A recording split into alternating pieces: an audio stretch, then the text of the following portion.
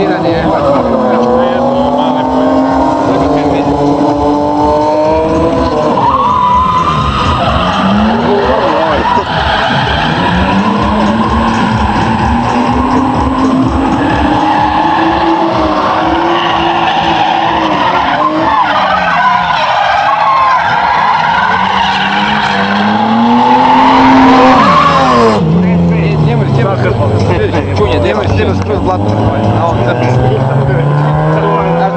Koji, prednja? Iza gume, skroz je unutra otisnuta, skroz komplet. A branik ti je ovome poljepljen. Da, a ovome je valjda pukla. 5. Nismo ni mislili. Komentar nepotreban.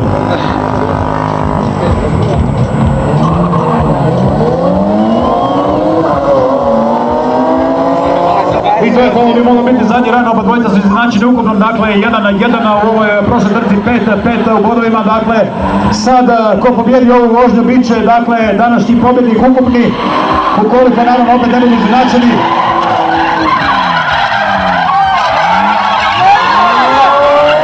I na kraju nevjerovatna situacija. I to je to! Sedlar 10-0, Gregor Sedlara, pobjednik drugoga Croatian Drift Challenge, ekipa molim vas malo buke! Kakva vožnja, kako finala, kako borba na kraju, naravno Nikola Klesa slavljenički na stazi, na kraju tih jednih velikih testova. Sedlara, drugi pobjednik ikada na Drift Challenge u Hrvatskoj, naravno ovaj drugi Croatian Drift Challenge. Drugo mjesto u krvavoj borbi, neizvjesno do samoga kraja, Peter Zimmerman. I treći nam je dakle Peter Žvan.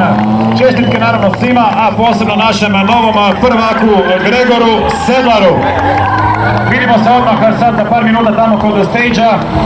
Nagrade za posjetitelja od Kastrova, Sexy Car Wash i naravno podjela pehara našim fenomenalnim vozačima.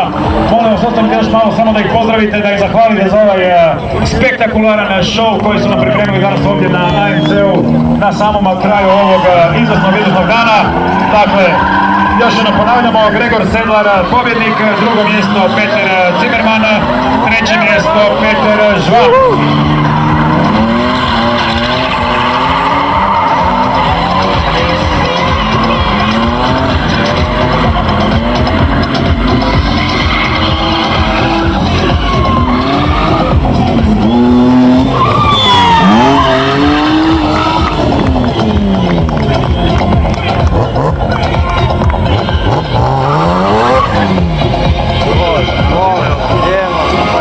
Gledajte ulaz, molim lijepo.